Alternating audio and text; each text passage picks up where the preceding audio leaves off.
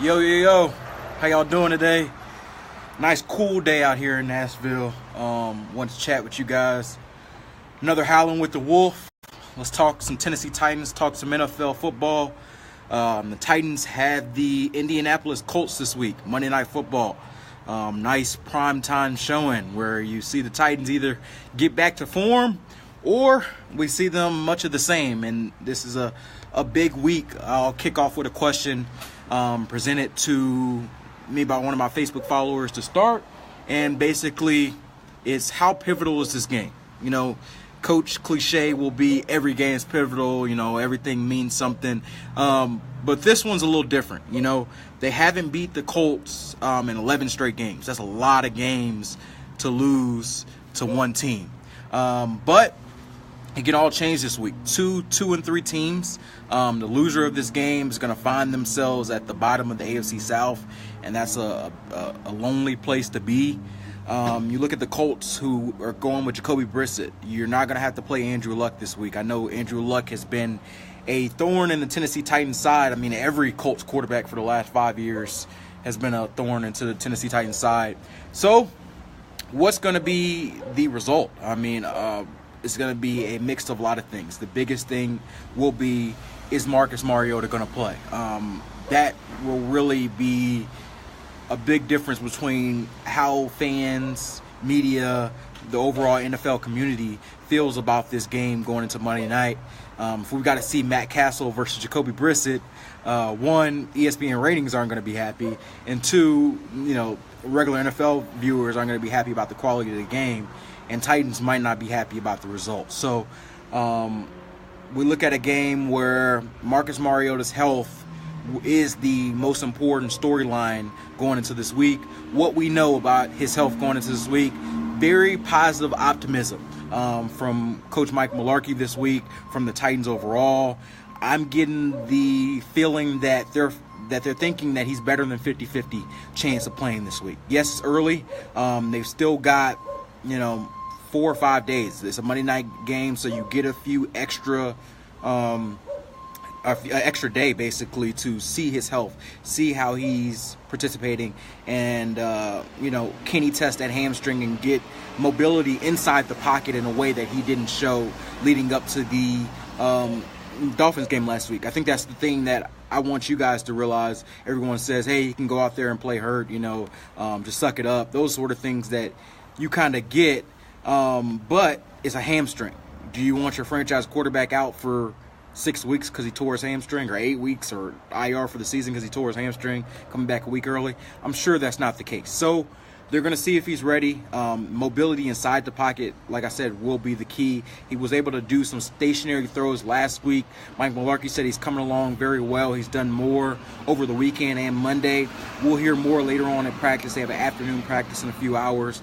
We'll hear more on what he was able to do at practice. Was he able to do a full go? But right now, I think their vibe should be positive going into Monday night, and we'll keep you updated on how that addresses. So, Rudy, you have a question about Corey Davis. Any sign of him on the practice field or still rehabbing? We got our first true, positive news on Corey Davis and his injury from Mike Mularkey on Monday when he said that he's getting close. And what does getting close mean? I don't know. It's like another coach cliche. It'll be interesting to see if he's on that field. He's another guy with the hamstring, and it brings up the issue with the hamstring that we've talked about here and on other channels. A lot of the Titans' key guys are having hamstring injuries. But you got a guy like Corey Davis, who's your number 1 overall pick. He showed really well in that first game of the year, and we haven't really seen him since. So he's trying to stay upbeat. I talk to him in the locker room from time to time. He's ready to unleash. He's ready to show you guys why they picked him number 5 overall. But the hamstring got to get 100%. I talked to him before the first game of the season. He said it was 90%. He had a great game, and then he got hurt week 2. So, I think you got to get him 100%. I think, you can't really play around with that hamstring anymore. You saw what happens when you bring him back a little early, thinking that he can go. So I get the vibe at this point that, maybe you don't expect him this week. He could do enough in practice to show that, hey, I can go. And if he does, then great. That's great news for the Titans, great news for Corey, great news for, you guys as fans. But I wouldn't hold my breath on it. I think, maybe against Cleveland could be an ideal time for him to come back. That hammy has got to get 100%. So that's really my vibe on Corey Davis, and I think they could really use him in his burst to the offense, because you look at an offense that's still reliant on Rashard Matthews and Delaney Walker a lot as pass receiving options. So, yeah, I agree, Nick. He prefers Hammy to be full go, and I think that's the way the Titans will go, particularly because this is something that he's already missed a month of preseason and then a month of the regular season with. So you don't want a situation where you miss him for the year and it's a lost year because you were playing around and trying to rush him back a week early. So that's really my take on that. Let's get a little bit into the game. You guys, like always, shoot your questions on, and I'll do my best to answer them. So how's Lawan looking? We haven't seen them out of practice yet. Their first day of practice is today. They'll go out and practice, and this is really an extra week. They'll practice Wednesday, Thursday, Friday, and then Saturday night. So this is the extra practice. They had an MRI. Mike Mularkey termed them as day-to-day, which, we're all day-to-day, so nobody ever knows what that means. But he was walking around in the locker room. He had a black sleeve on his left leg. He had that knee injury coming out of the game. And when I talked to him, he said it was a mobility issue more than a pain issue. So I think that's a situation where we may be looking at maybe a sprain. I don't want to guess, but he said it was a ligament thing. Maybe we're looking at a minor sprain of a knee. So we're really at a situation where we'll closely watch to him. He's at a position on offensive line where you can play with a little bit more of an injury like that rather than a skill position player. So I'll be interested to see, not necessarily today because he might not practice today, but Thursday, Friday, if he's out there, even in a limited capacity, I think that's a good sign for him. And I think it'll be a huge boost for the Titans because we saw how that offensive line looked without him. And, no offense to Dennis Kelly. He's a good backup. He's not Taylor Lewan. So they need him back. And it'll be particularly important with Marcus if he comes back because you want to keep your quarterback upright, especially if he's a little nicked up. So I think Lewan will do everything in his power to go, and we'll see. Admittedly, I haven't watched a game of the Colts this season. Where do you feel like they pose the biggest threat, or where do you feel like they can sell? Well, I'll tell you guys this, and I don't want to scare anybody. T.Y. Hilton had 177 yards last week against the 49ers. And he's their big play receiver. He's their best player with Andrew Luck out. And he's going to be a handful for that secondary. I know I just wrote an article today about whether the Titans secondary is really improving or was it just Jay Cutler? And T.Y. Hilton is going to test that early and often. He's a guy who can eat you up out of the slot, on the outside. My recommendation is for Logan Ryan to be on him like white on rice, and for them to have blanket coverage with safeties for Kevin Byard to be on his side for the whole game, because he can really take over a game. I've seen it a lot.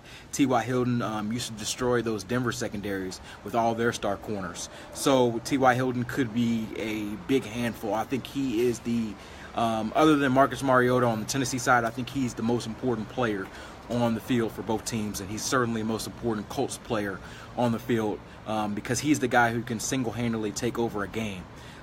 He's a deep threat, but he can kill you for underneath routes. He takes pressure off of quarterbacks because he runs routes that demands attention, so it keeps the underneath free for a lot of their other receivers. So they're going to need a really strong day on the secondary. Dick LeBeau is going to have a hard challenge. I hope that he doesn't play, for you guys' sake as Titan fans, the way that they play DeAndre Hopkins.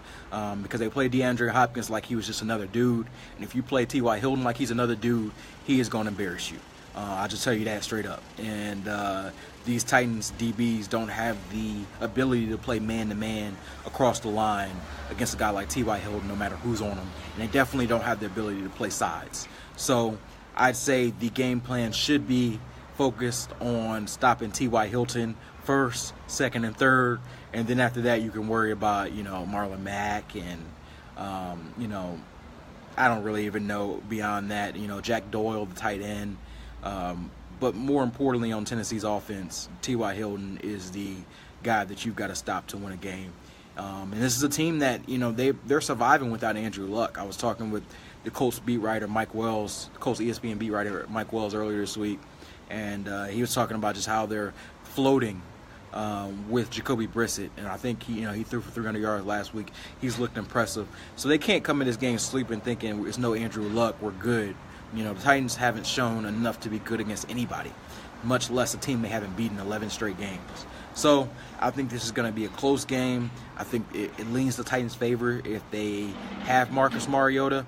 If they don't have Marcus Mariota, this could be a game where it gets scary for Titans fans. So I know the Colts will plan on facing Marcus Mariota, and the Titans seem to be leaning that way.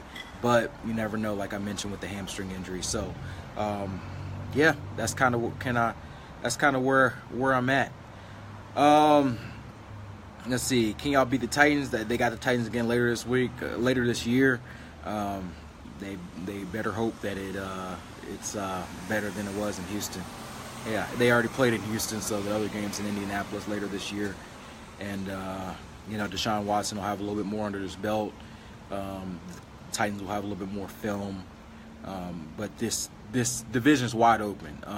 You could look at the Jags, who are in first place, and I don't know how long it's going to last, but you got the Jags in first place. You got the Colts, who are still floating without Andrew Luck. He's going to come back at some point, whether it's November, later this month, or whenever, and now you got a different team. You got the Titans, who are the favorites coming in, and they got their quarterback situation with Marcus.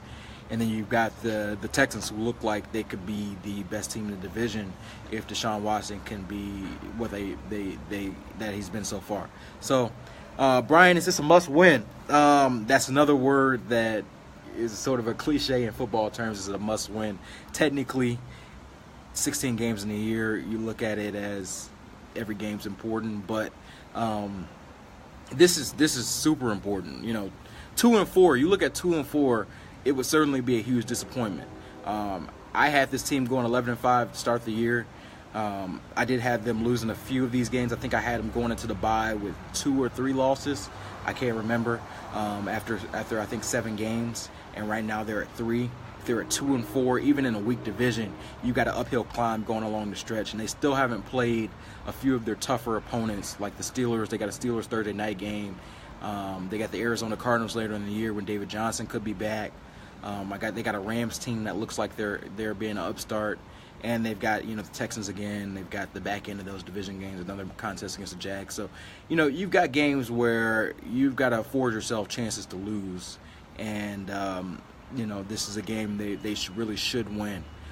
This could be an opportunity. If they can win this game, go to Cleveland next week and get that win, you're at 4-3 going into the bye, and you feel a lot better about this Tennessee Titans team. Said, hey, they're 4-3. They're probably right in the thick of the AFC South race. So I wouldn't say it's a must-win, but I think it's a game that you'd really like to get. So that's where I'm at. What you guys got? Question-wise? Let me see. What else do we want to talk about? Y'all?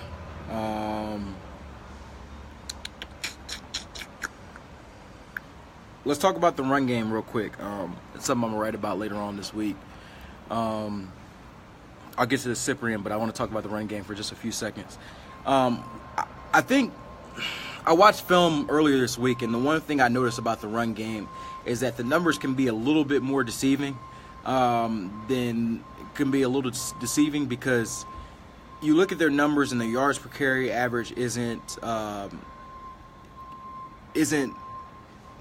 really bad. You look at DeMarco Murray, he's probably averaging 4 yards a carry the last few weeks. But the thing that I noticed on film is they're not doing it consistently. One, they're not getting DeMarco Murray the ball on first downs, and if you're a team that's physical, the exotic smash mouth term that we've heard for the last 2 years, you're a team that, regardless of they're putting 8 in the box, 7 in the box, whatever, you should be able to run the ball even when they know you're going to run it.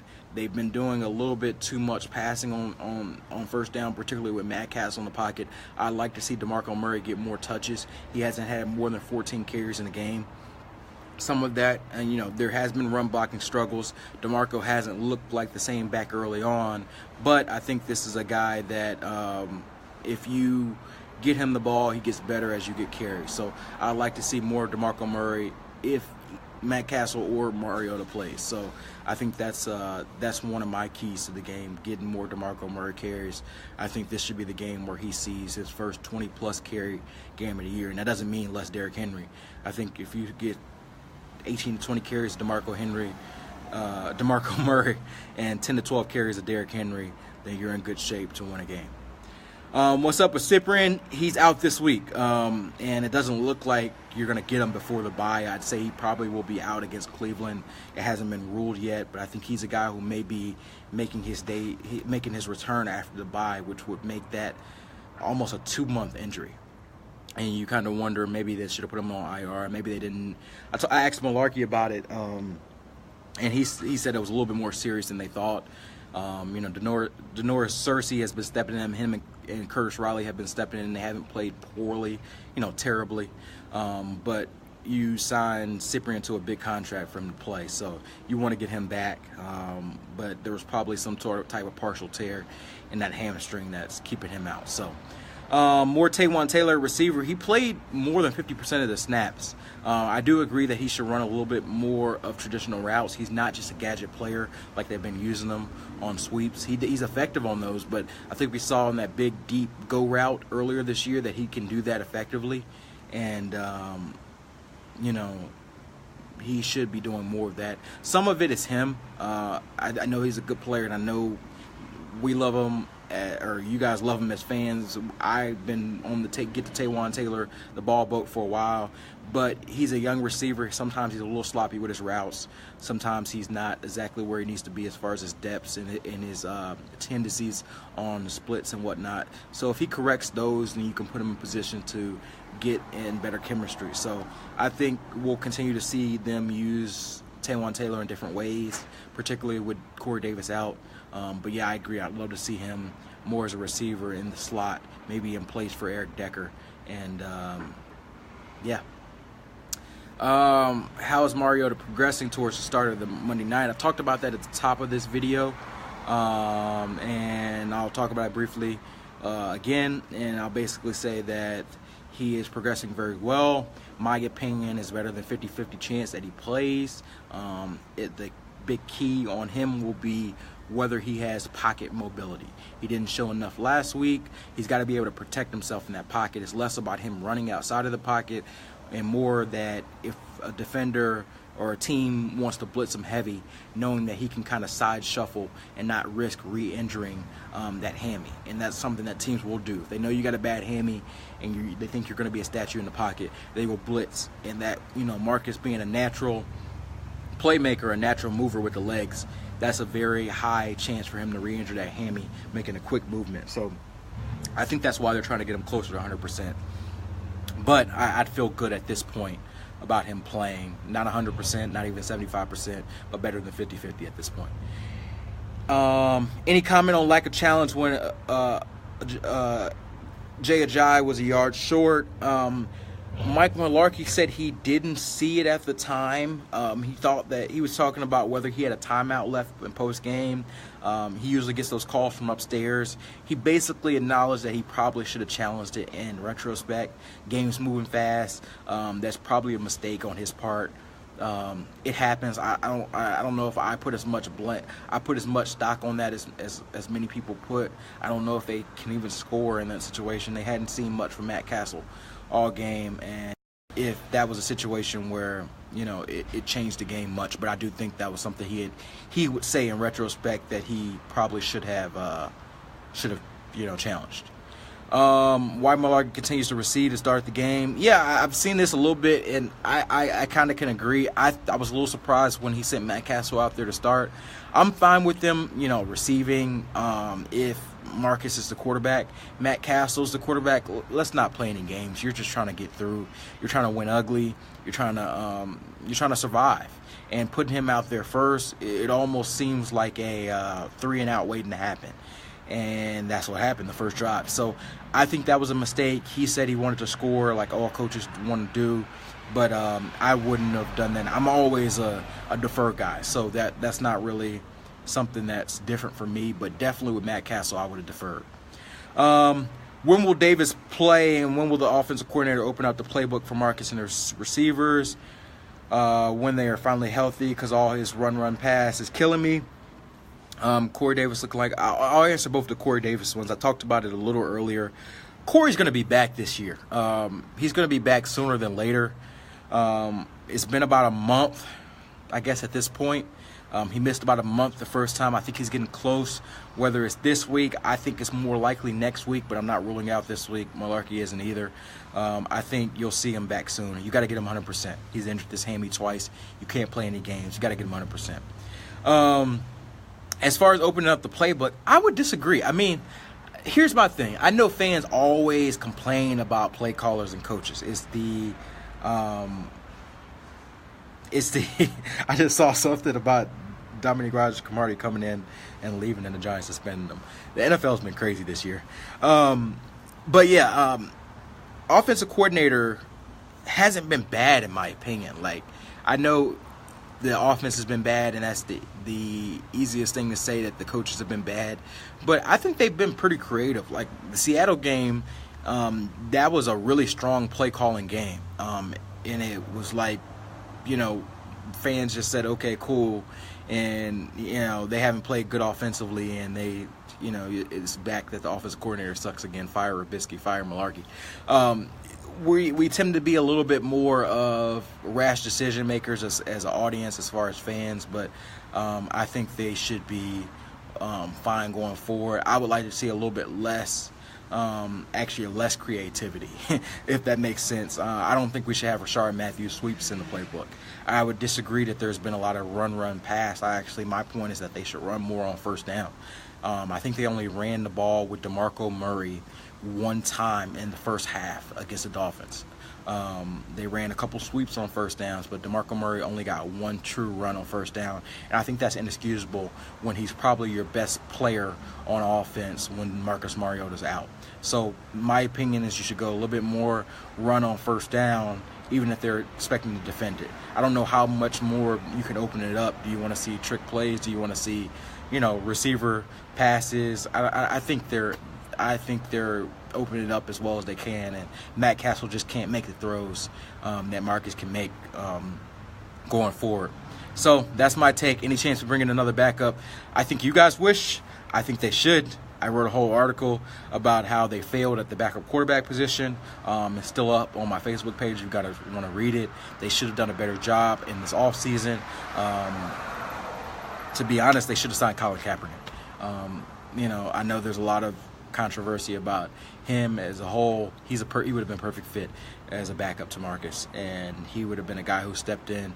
He would have knew the offense. If he would have brought him in March or even July, he would have knew the offense, and he would have been a guy that could have stepped in, and he would have won that game against the Dolphins. I have very little doubt about that. And we look at a team that would have been 3-2 going into this Colts game, and even if he had to play this week, I think there was a good chance that he would have won.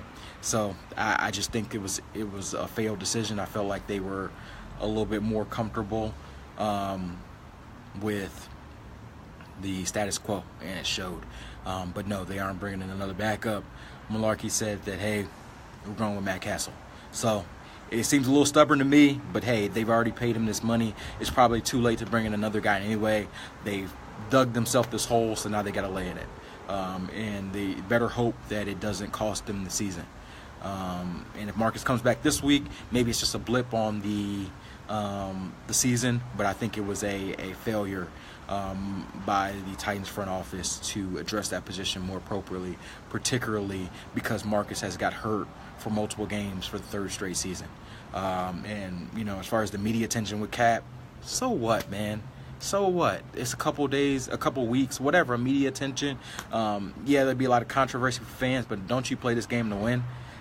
That's the thing that they always tell us, that you play this game to win. Winning is the only thing that matters. Clearly winning wasn't the only thing that matters when they made this decision. I don't buy he doesn't fit our system. If Kaepernick doesn't fit the system, Marcus doesn't fit the system. So that's my take. I have a lot more I probably could say on it, but I won't get into that here or there. Let's see. Thank you. Appreciate that. I talked about Taywan Taylor a little earlier. I think he'll see more different ways, but some to get him the ball. But I think some of it's on him. Marcus run more of a hurry up. He has success doing that. Last year, I think the problem with hurry up, and we saw that with a lot of Chip Kelly offenses, if you don't do hurry up well, you're putting pressure on a defense that has struggled to hold up on the back end for a long time. And I don't think this defense is good enough to do that. So you've got to be really comfortable. I'm fine with hurry up and stints. I think hurry up is a really smart move in 2-minute offenses, late in games, and in a situation where you feel like you have a rhythm. I don't think it's a steady plan throughout a game. I do think we should see more of that when Marcus is 100% healthy. Maybe that's something you spend a little bit more time in the bye week implementing. Excuse me. We'll go on for a few more minutes, and I got to head out. I got to do a little grocery shopping before I go to practice. Do you think trends of losing to the Colts since, Malarkey said it a couple times when they played the Texans earlier this year and now. These in a rows got to stop at some point, right? You lose to a team 11 straight times, and I'm new here, but 11 straight times is a lot of times to lose to a team, no matter how bad you've been. I think they hope that they end this streak at some point, and I think it ends at this season. I picked them to win 1 of 2 against the Colts. I can't remember if I picked them to win this one or the other one. My take, I'll give you my prediction now, and I usually do a prediction on Friday, I think, or Thursday. I usually do a prediction for ESPN on Thursday. If Marcus plays, they win. If Marcus doesn't play, they lose. Simple as that. That's my prediction. And I don't think we know when Marcus plays until this weekend. I think either Saturday or maybe even a game time decision again. I talked about Marcus's injury a little earlier. Keep it even briefer. I think he has a better than 50-50 chance to play. Pocket mobility is the key. He's got to be able to survive. Bam. Only issue with Cap as a backup is the ensuing quarterback controversy. Yeah, I get it. It would be. You're talking about quarterback controversy as far as Marcus? No, I don't agree with that. Marcus is your franchise quarterback. I think teams know that. I think the Titans know that. I don't think that would be an issue. I think that's sort of an excuse that can be made. But I think Kaepernick has said to this point that he would accept being a backup through his agents. His agents have been trying to get him into the office. I think if you come in, you make it clear. You have a statement, say, hey, we're bringing in Colin Kaepernick. This is a football issue. I know Colin Kaepernick has his personal social stances, and we will support him and let him do as he pleases. But this is a football issue. We think Colin Kaepernick fits our system. We think that he's a solid backup to Marcus Mariota. Marcus is our starter, and he will continue to be our starter no matter what happens. But we want to have a contingency plan if something happens to Marcus, and we think Colin Kaepernick gives us our best chance. I think that's a logical reason. I think that's a sound reason. We would have our questions. National media would come in. It'd be a story for about a week, maybe 2, and then we'd get on and play football, and they wouldn't hear about Colin Kaepernick unless Marcus got hurt. That's my take, but I'm not a front office member of the Tennessee Titans. I'm not a front office member of the Oakland Raiders. I'm not a front office member of the Jacksonville Jaguars, where he should be the starter. But, hey, that's just my take. Do you think Malarkey should have challenged? I think I talked about that earlier this game. I do not think it cost them the game. I think poor offense and having Matt Castle as quarterback cost them the game. He was a yard short. Things move fast. He said that they didn't get the word from upstairs, and he didn't, get that in time. So I give that blame to both Malarkey and from the upstairs crew. Yes, he should have challenged it. No, it didn't cost him the game. Just win, baby. Yeah, I agree, but I guess some NFL teams don't. Food over football, I agree. Which is why I'm about to go to the grocery store. Thank you guys for the chat. It was fun. We'll do this again weekly. I did one during the game last week. We'll see if I do one on Monday Night Football.